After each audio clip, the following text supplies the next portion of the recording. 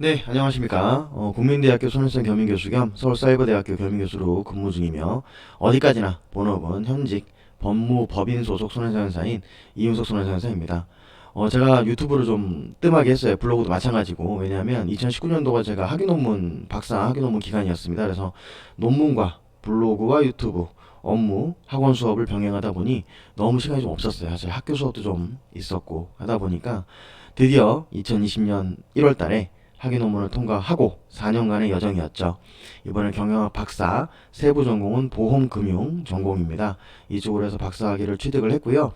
물론 다른 쪽으로도 박사를 조금 진행을 하고 있어서 공부는 계속되어야 되겠지만은 하나의 짐을 덜고 나니까 굉장히 홀가분하며 일에 조금 더 매진할 수 있다는 그런 기쁨이 있네요.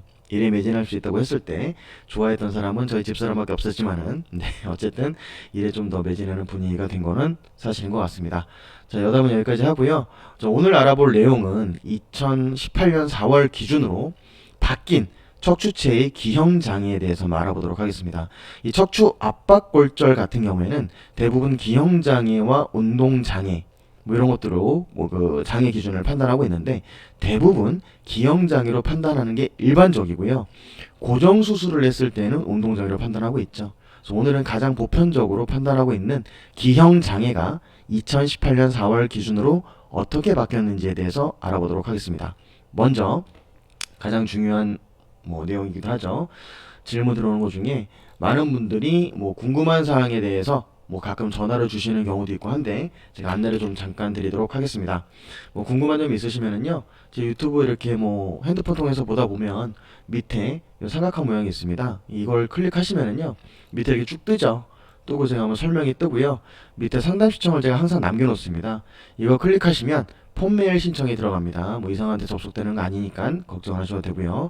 이 폰메일 신청을 하게 되면 이게 제 메일로 들어옵니다. 그래서 제가 보고 직접 전화를 드리고 있습니다. 아니면 영상 끝에 제가 대표번호를 남겨드리고 있으니 그걸 보고 전화를 주셔도 제가 직접 받고 말씀을 드리도록 하겠습니다. 자, 그러면 먼저 2018년 4월 이후에 바뀐 장애 기준을 먼저 좀 보도록 하시죠. 자, 이 장애 판정 기준 보시면은요, 척추는 경추에서 흉추, 요추, 제일천추까지를 동일한 부위로 한다. 이 내용은 사실 하나도 중요하지 않기 때문에 넘어가도록 하겠습니다. 중요한 건 오늘의 포인트는 바로 이 가항에 있는 내용입니다. 척추체의 만곡 변화, 전만 앞으로 휘는 거, 후만 뒤로 휘는 거, 또는 측만 옆으로 휘는 거로 갖다가 만곡 변화라고 합니다. 이 만곡 변화는 객관적인 측정 방법 해가지고 콥스 앵글에 따라서 골절이 발생한 척추체의 상하 인접 정상 척추체를 포함해서 측정하며 생리적 정상 만곡을 고려하여 평가한다 라고 되어 있습니다. 이 내용이 2018년 4월 이후에 바뀐 내용입니다. 그럼 이게 어떤 부분에서 바뀐 거냐? 바로 이 내용입니다. 만곡 변화, 기형 각도로 측정하는 방식에 대해서 기존의 약관은 이렇게 해라 저렇게 해라 라는 기형 측정 방법을 정해놓지 않았습니다. 즉 기형을 측정하는 구간을 설정하지 않았죠. 근데 이 바뀐 약관에서는 구간을 설정했습니다. 어떻게 구간을 설정했느냐면 골절이 발생한 척추체 보시면 이 골절이 발생한 척추체의 상하 인접 정상 척추체, 즉 가운데교 골절이 됐으면 골절된 거 기준으로 위 척추와 아래 척추를 갖다가 말하는 겁니다. 정상 척추체를 포함해 가지고 측정하겠다. 즉 하나가 골절돼도 골절된 거 기준으로 그 위에 거, 골절된 거 밑에 거 총 3개를 기준으로 기형 각도로 측정하겠다라고 내용이 명확화됐고요. 생리적 정상 만곡을 고려해서 평가하겠다는 문구도 추가가 됐습니다. 자, 그럼 이 내용이 어떻게 적용이 되는지 한번 필름을 보면서 설명을 드리도록 하겠습니다. 자, 보시면 제가 이제 지금 처리가 된 환자분인데, 자 보시면은요, 이분 같은 경우에는 여기가 골절이 되셨어요. 여기 흉추 부위가 골절이 되셨는데 이 경우에 이분은 2018년 4월 이전 보험과 2018년 4월 이후 보험이 모두 있었습니다. 그러면 2018년 4월 이전 보험은 당연히 요렇게 측정을 하든 요 라인과 요 라인을 측정을 하든 유리한 방법으로 주장하면 됐습니다. 물론 그렇게 주장해도 준해 못준의 말은 많았지만은 어쨌든 그렇게 처리가 가능했습니다. 했는데 지금 바뀐 2018년 4월 이후 약관에서는 어떻게 되어 있느냐? 골절된 추체를 기준으로 위 척추와 아래 척추를 측정한다고 되어 있기 때문에 이분 같은 경우에는 2018년 4월 이후 보험에서는 무조건 이 골절된 거 기준으로 윗선과 이 밑에 선을 기준으로 장애, 기형, 각도를 측정하겠다. 이렇게 봐버리게 되는 거죠. 근데 문제는요. 보시면 이분은 여기가 골절되면서 이 밑에 라인이 많이 올라가셨어요. 골절되면서 기형이 발생한 게 원래 이 라인이 조금 더 밑으로 내려와서 이 추체 사이의 간격이 사실 일정해야 되는데 이게 벌어져 있지 않습니까? 이게 위로 좀 올라갔다 소리거든요. 그럼 당연히 밑에 선과 이 위의 선을 잡았을 때 각도가 크게 나오고 이 밑에 척추체는 다치지 않았으니까 라인 자체가 완만하죠. 그러면 요렇게 잡았을 때랑 요렇게 잡았을 때랑 당연히 기형 각도에 있어서는 뭐가 크다라고 나올까요? 당연히 밑에 라인이 경사가 가파를수록 각도가 크다고 나오겠죠. 근데 보험사 주장대로 한다면 얘가 아무리 많이 틀어졌다고 하더라도 밑에 척추체만 기준으로 보겠다. 이렇게 약관에서 정해버린 겁니다. 정해버렸기 때문에 그 부분이 사실 문제가 되는 거죠. 또 두 번째로 시작점에 문제가 있습니다. 자, 약관을 그렇게 바꿔서 좋다 이겁니다. 바꾸고 났으면 측정할 때 요 라인과 요 라인을 잡겠다는 건데 보시면 이게 딱 네모진 모양이 아니기 때문에 요 점을 어디로 잡느냐에 따라서 이 점을 밑으로 좀 내리느냐 위로 좀 올리느냐에 따라서 각도가 2, 3도씩 3, 4도씩 확확 차이가 나버립니다.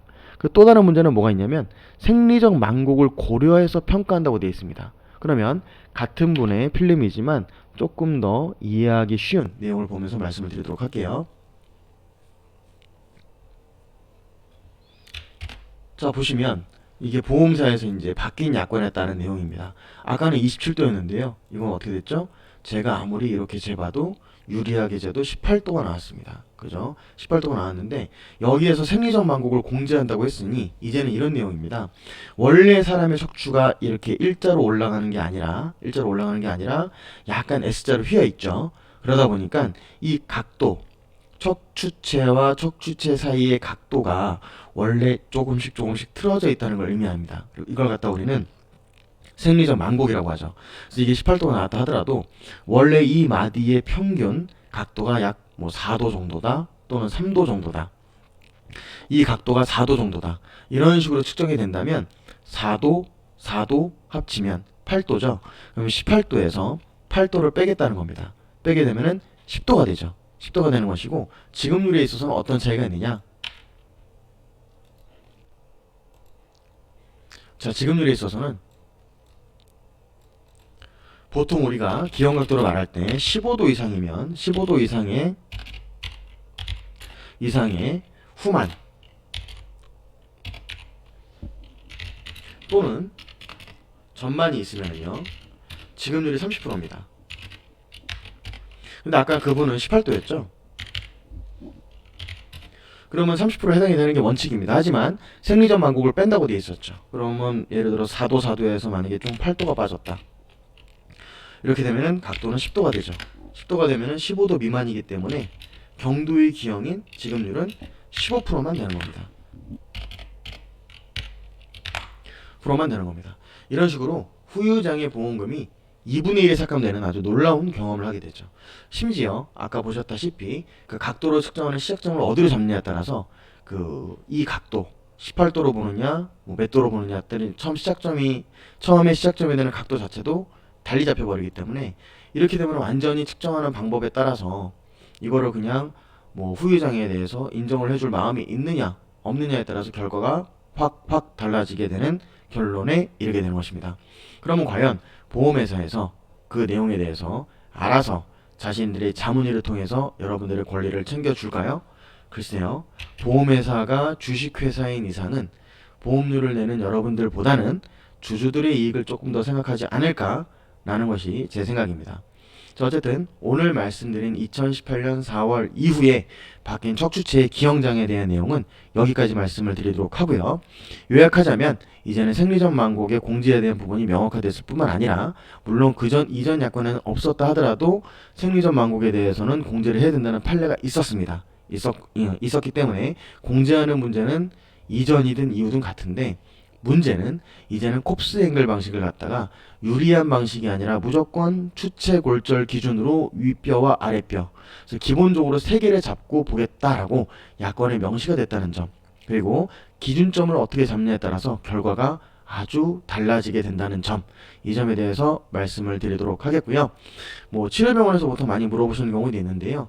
치료병원에서 집을 지은 목수한테 하자증명서를 발행해 달라고 하면 과연 그분들이 하자증명서를 충분히 발행해 줄까요? 뭐 여기까지만 말씀드리도록 하겠습니다. 자, 궁금한 점은 포털 검색에서 손해상사 이윤석을 검색하시면 제 블로그도 나와 있고요. 아니면 이 대표번호 1661-6585 대표번호로 전화 주시면은요, 제가 직접 전화 받아서 말씀을 드리고 있습니다. 제가 이제 학기 시작되면 그때 이제 학교 수업 있을 때는 그때는 전화를 못 받고 나중에 확인하고 문자로 드리는 경우가 있으니까 그런 부분들은 좀 양해 부탁드리겠고요. 오늘 여기까지 해서 2018년도 4월 이후 척추골절 어떻게 바뀌었는지, 그리고 기형장애는 어떻게 측정이 되고 어떤 부분이 문제인지 말씀을 드렸습니다. 그럼 오늘도 좋은 하루 되십시오. 감사합니다.